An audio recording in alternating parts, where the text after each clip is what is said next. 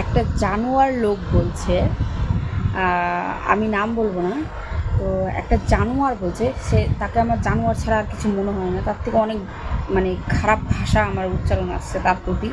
কিন্তু আমি এইভাবে মানে সোশ্যাল মিডিয়াতে তো আর ওরকম ভাষা করে বলা যায় না, তো আমি তাকে জানোয়ারই বলবো। তো এক জানোয়ার বলছে যে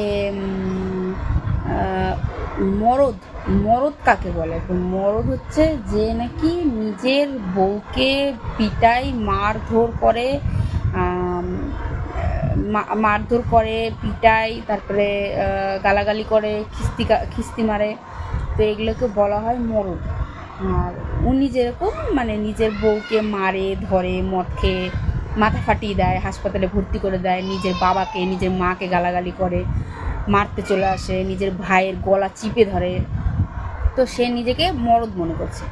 আর যে নিজের বউকে ভালোবেসে নিজের কাছে রেখেছে, তার গায়ে একদিন মানে হাত তোলা তো দূরের কথা, একটা মুখের ভাষা খারাপ করে কোনো কথা বলেনি। ছয়টা বছর হয়ে গেছে আমাদের বিয়ের, সে আমাকে অনেক অনেক সুখে রেখেছে, অনেক ভালোবেসে রেখেছে, তো সে হলো মরদ না, সে নাকি হিজড়া। আর তিনি নিজেকে মনে করছেন তিনি হচ্ছেন বিশাল বড় মরদ, কেন কি তিনি নিজের বউকে নিজের পায়ের তলার জুতা করে রেখেছেন, তাই জন্য তিনি নিজেকে মনে করছেন মরদ। তো তাকে এটাই বলবো যে আপনাকে না মরদ বলে না, আপনাকে কি বলে জানেন তো? আর বললাম না।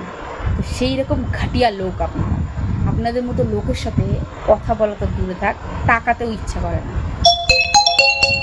আর সেই ব্যক্তিটি আমার খুব চেনা জানা কাছেরই বাড়িরই লোক। হ্যাঁ, তো নাম বলতে গেলে তো আবার দাপড়ে চলে আসবে ঝগড়াঝাটি করতে, মারামারি করতে। এর আগে আমাকে ইট নিয়ে মারতে এসছে, তো তিনি আবারও আসতে পারেন। তো সেই কারণে আমি নামটা বললাম না। হ্যাঁ, আমার তো একটা ছোটো ছেলে আছে, আর ওনাদের মতো তো আমরা অত অভদ্র নই, যে কারণে বলবো, ঝগড়া করব, গালাগালি করব, পারবো না, মানে ওদের মুখের সাথে টোটালি আমরা পারবো না। তো আপনাকে না খুব বড় স্যালুট, যে আপনি বিশাল বড় মাপের একজন মরদ।